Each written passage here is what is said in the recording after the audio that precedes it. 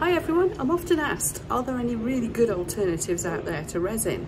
So we'll have a go today with Aqua Cast, one of the many new brands of eco-friendly resin that are out there nowadays.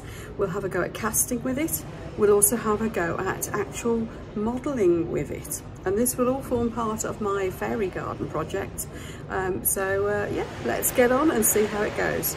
Have a go at making some bits for fairy doors, and we're going to be using Aqua Cast. So I am mixing up my Aqua Cast here, and here we have already, I've got 52 grams of water, and I'm going to add in where are we, 150 grams of the powder. So I'm going to mix that up while I explain to you what we're going to be doing.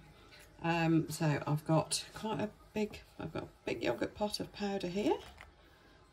To use the base from the mushroom lamp that I made recently, the stalk of the mushroom effectively. Right, gonna need a bit more there, and modify it. I like my fairy gardens to be living ones, so my thought was, can I turn that little pot mould that forms the stalk of the mushroom, there we go, near enough, into an actual living garden thing. Yeah, the idea was to be able to grow a plant out the top of it. So it's going to be a glorified plant pot basically, but I wanted to modify it so it could form part of an actual living fairy garden. I think, and this is going to be a telling thing, Aqua Cast, like Jesmonite, because it's the same sort of thing, will actually be water resistant. Anyway, so the first thing we're going to need obviously is the mushroom base, as it normally is. So we'll make one of these up. So there we go. That's that. Going to give it a little squidge and a tap. Hopefully that'll clear any bubbles. Then I've got some tiny fairy door parts. Don't know yet which of these I'm going to use. So some of you have been asking, I got in the background of some of my videos the little square clear resin squares that I was making, and I said they would be windows in fairy gardens. And people started going, oh, we want to see that, we want to see that. So, okay, back into fairy garden mode. So I wanted to take you through the whole thing, really. I've already got the plants ready to go into the little garden, everything. Let's put a bit more in here. Getting on quite well with Aqua Cast. Thing with me is I'm completely incapable of measuring anything accurately. I'm hopeless. I've had the scales on the go this morning to try and get this right, so we'll see how well I've done it. Looks like I've got a clean up job to do as well. So Aqua Cast is wonderful stuff, as I'm finding so far. This is it, Aqua Cast, and it's made by Chem resins. And as it says, it's meant to be eco-friendly and all that sort of stuff. And it is made in the UK. I do like to buy products that are, you know, have a little attack of patriotism, and I do like to try and buy UK products if I can. It is a lot like Jesmonite is the finished result. Apparently what they've done is they've taken Jesmonite and they've taken whatever the activator is in the separate bottle that you get to mix it with, and they've put that into the powder. So all you have to mix in with Aqua Cast is water, and it doesn't seem to mind if I'm a little bit inaccurate with my mixing, the ratio of water to the powder. It demolds quickly too, so I'll be back to show you what these all come out like, and then we'll talk a bit more about how I'm going to assemble this and start modifying all this into something quite interesting, which I might then take a mould off so I can make more as well. Okay, back in half an hour or so. Right then, it's actually more like an hour because I had put a bit too much water into this Aqua Cast, which does slow down the drying time. However, it's pretty forgiving, so it doesn't seem to mind. Now, what's happened here? Oh, it's warm. What's happened here? As you can see, because I used too much water, then it has shrunk a little bit. That's fine. I mean, the surface has dropped down. I don't mean it's shrunk. I mean, the water's evaporated. These are all looking good. I didn't do the big one, by the way, because I think it's going to be far too big for the project I have in mind. So let's get demoulding. I'll do the big pot last, but let's get these out. I think this is going to be the size of my door on some of these. Oh, that's come out lovely. Let's get the pot out and I'll explain more what the plan is.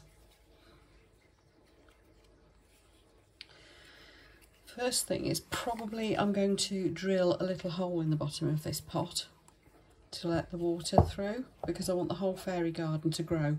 But I think my plan would be to make some without the hole in, so you could just grow a plant in the pot top and not have to stand it in anything. There we go, there's the mould back. Now, so that would be an option. Just grow your plant in there, put little doors and things around it, and that will be it. But what I wanted to do is make an entire little landscape in a big tray type pot. So I'm going to be sticking things like these little doors onto the sides of the little pot, and then the plants can grow in the top and all round it and everything. So it's a case of just deciding which of these little details to put in. Now, as these are flat, I'm going to have a gap between the little pot and the door. So an alternative would have been to make them in air drying clay, and then while it was still slightly soft, bend it to shape. But I didn't really want to do that. What I wanted to do with this instead is either with air drying clay or some more of this Aqua Cast, or just glues or plaster filler or something like that, fill that gap in so it gives it a bit of shape. Same with the little window. So here we go. What I've done is I've put the little door on. Glue's still drying, so these are a bit delicate still. You'll see I haven't put it right at the bottom, and that is because if I set this one into a landscape, I think I'm going to end up making two versions of this. This one is very much going to be the prototype, but if I sit it into a landscape, mushrooms keep falling off, then the bottom of it is going to be lost in vegetation, maybe soil and whatever. So I didn't want it to go right down flush with the ground. Little windows. We need to make little windows for this. I have already made a bunch because I know people were asking me what these were for. I've done a few this morning as well, which is why the mould isn't cleaned up properly yet. So I thought I'd actually do some while you're here to watch. I do normally do these with epoxy resin, but I'm thinking a lot of people have UV resin nowadays, and it's such a quick, easy solution to things. So let's do that. So in here, I'm just going to decide which of these little windows it'll fit. I think it's going to be those ones, isn't it? Because we're going to put those behind the those little heart-shaped holes. So I've just put a little bit of ultraviolet curing resin in there, just trying to encourage it to lose that little bubble that's in the corner, which is annoying. There we are. So we've lost our little bubble. Let it level a bit, and then of course we need our UV light. Oh, there we go. Which is clipped on. Was clipped on the edge of the kitchen worktop here. So here we go. As you can see, I'm just giving that a good zap with a very powerful little UV light. So we've got our little windows. Yep, those have cured. Just pop them out. Just didn't go right into the corner on that one. So that can be enough. Whoa, just about. We're just going to stick these on the back of, I think I'll do another one to be on the safe side. Just going to stick them on the back of there. So bear with me one moment. Let's do another one.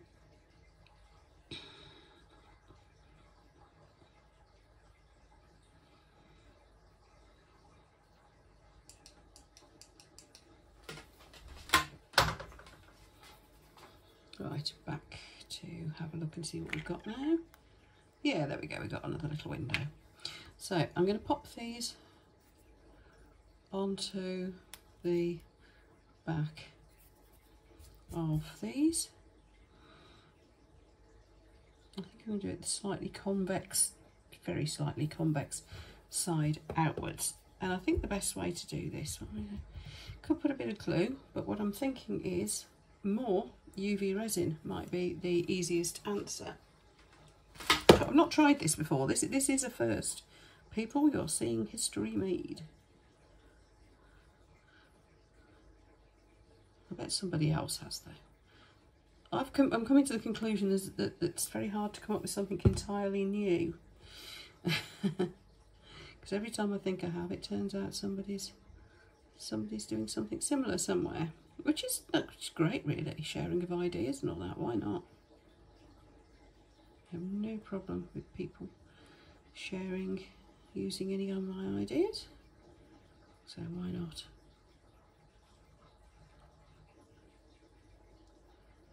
Trying to think if there's anybody I need to give credit for this one.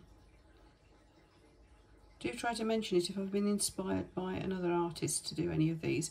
I do try to remember who it was and give them a mention. You'll see some of my favourite artists. I do have their links as my favourites channels down below on my main mini scenes YouTube page. Do check them out. There's so many brilliant artists out there, but these are the ones who've inspired me most, I would say. Right, now I'm going to put a little bit of UV in this side as well. So this is going to be quite a nice big thick window, but it's still going to be indented like glass would be, and that's going to make that a really good strong bond. I'm just going to tip it around a little bit, put a little bit more in maybe. Still got my UV lamp at the ready here, so that's really filled those up nicely. So this lamp does dry very quickly. While it's doing that, I'm just going to see what's going on over here. Yeah, those are slid again. Probably should have done these with UV as well. Maybe I'll give them a bit of strength with some UV before I go any further. Okay, so that's that. So as you can see, we've got nice little windows on this side, and on the back we've just got the little squares, which are going to go onto the side of the pot as well. Now I've got some glow-in-the-dark powder here, and I'm going to mix a little tiny bit of that with some ultraviolet curing resin, and I might as well use a mould to do that in, mightn't I? So I'm only going to take a tiny little bit, going to mix it in,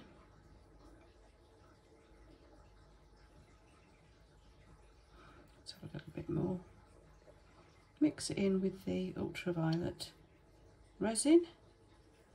As you can see, it just looks fairly translucent. I've picked the orangey colour, by the way, because I think that'll glow nice and like a warm, as if there's a light on inside the little house. And we're just going to put that on the back of these. Now, because I put these, the other side down, this is the back as it was in the mould. Need a bit more, don't I? This is the back as it was in the mould of those little windows. So they are slightly concave, which means I can fill them up with this. See, I'm not mad really. You know, oh, I might be, probably. I think it comes as a shock if I tried to tell you I definitely wasn't. But no, anyway, what I mean is this method in my madness. There we go. So I hope you can see that. That has filled up that little concave there. So what we should get from the outside, in the right light, if it's been in sunlight in the day, we should get a nice little glow. Let's see if it glows after I've done it with this, shall we? I'll put the other light off maybe, and we'll see what it glows like. We'll need to zap it with the torch from the other side to be on the safe side anyway. So yeah, that's curing up well. Now let's have a look from this side. Put the little pot by it as well, shall we? And we'll see what the pot does as well. Oh yeah, I can see that glowing even in this light. Right, I'm just going to turn my lamp off so you can see when I take this away.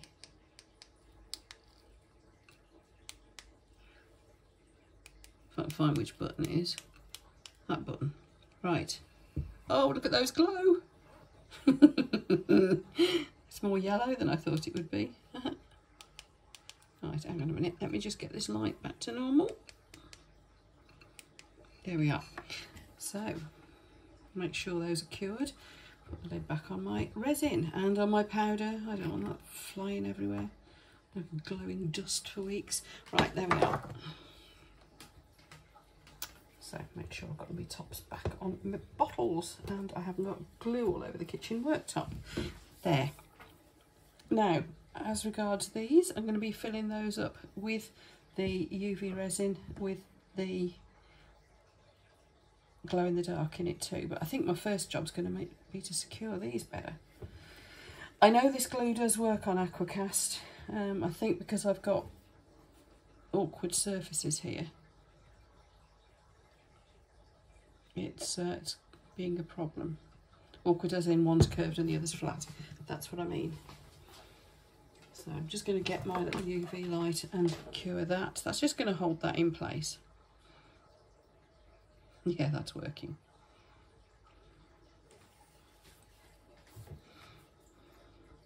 Make sure it's straight before I do this. What you can see is I've got these gaps all round, obviously, and this is telling me I could actually fill them up with UV resin, couldn't I? Because that's effectively what I've done here. Bit of resin all over my fingers.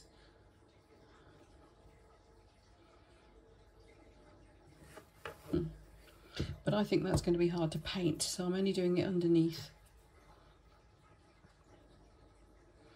What I want to do is see if I can make this Aqua Cast into a paste to fill that gap up. That would be my ideal answer. I think these are, yeah, those are sorting themselves out. So, and I'm going to want to make this paste quite thick because I'm going to try and, which means it'll dry even quicker, because if there's less water to powder ratio, that is going to dry fast. She says that could have done with a bit more powder, I think. Okay, let's get a bit more powder.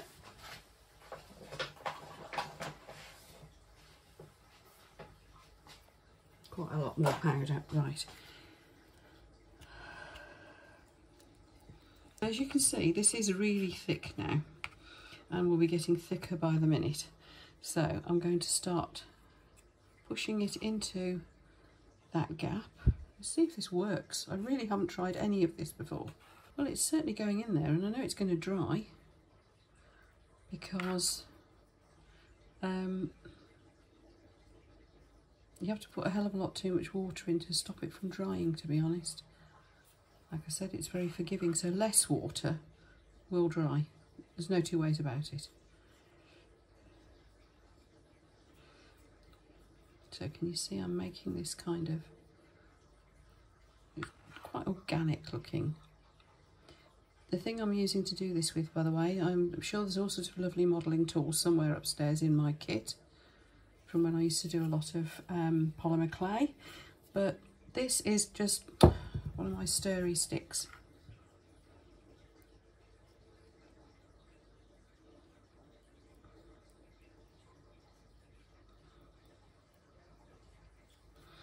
And then I'm just going to go over it with my finger.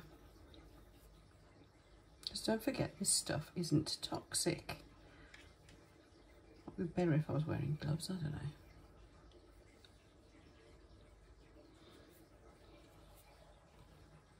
So I'm going to carry on all round like that, and then I'll be back shortly to show you what I've done. Right, I decided to go for smoother after all. So I'll probably be sanding this with a little bit of soft sandpaper too, but as you can see I've gone round it with a wet finger and smoothed all these bits, and they're well and truly stuck as well. Little windows looking good, pleased with those, and it's given it some depth. So it now looks as if this mushroom stalk has been turned into a little house. So I'm going to be painting it all up, put some little flowers and things in the little flower tub there. I will take some more of that UV reactive glow in the dark stuff. I'll mix it in with a little bit of the ultraviolet resin, I think, again, and paint these little windows in, and maybe these little dots in the, yes, can you see there's some little bits of glass in there as well? So yeah, I think what we should end up with is quite a funky little pot. Now I'll go and get the tree and show you that's going to go in the top of it. So here's the little tree. Please excuse all the mess in the background. Obviously this kitchen is currently being my workspace. As you can see, I've taken a couple of little separate trees and I have wired them together. I've also wired and brought the branches down and shaped it, so it's been in this pot for a little while now. I can see I need to take a couple of the little branches off, that one, this one, but I've managed to reduce the leaf size as well. So I'm going to take this wire off now and see what it looks like. All the plants that are growing below it, even though it's living indoors, they're kind of in winter mode. That's a mind your own business plant, otherwise known as helixine. So once that's growing in that pot, that will grow down and cascade over the sides, and then it will be a lawn round below it, and I'll put, like, you know, little chairs and fairies and things. Frog, that's where the frog can go. I might put a little pond as well. But basically, yes, a living fairy garden. So here's our little pot. As you can see, I did all the smoothing down I did is dried. The little windows have dried quite nicely. Next I'm going to put some colour into these windows, and then I'm going to paint the whole pot. I've decided this one won't be the one that I use to make a mould from, because I'll just make another one sometime.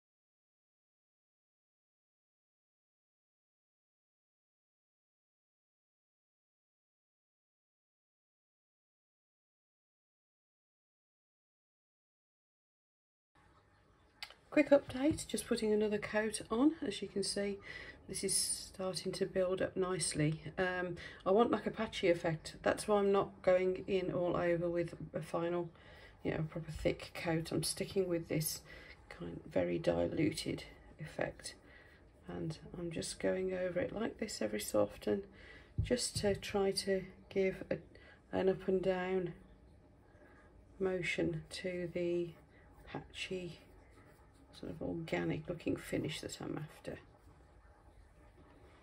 So it's coming on, it's coming on. That might be the last coat, don't know yet.